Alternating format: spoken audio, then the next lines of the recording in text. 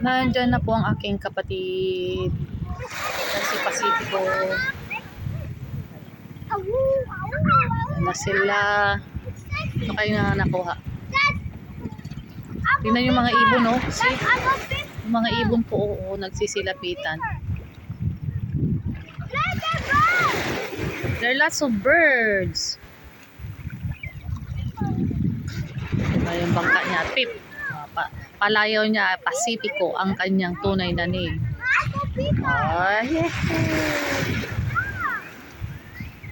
Marami po yung bangka. No!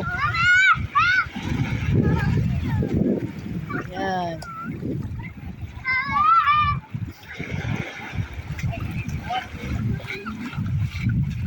Pataas lang po kasi yan eh, mabigat yung bangka. Nahirapan sila magtaas. Masyado nang mataas kasi. Dati po hindi ganyan yung lupa sa amin. Flat lang, tapos biglang nagtaas.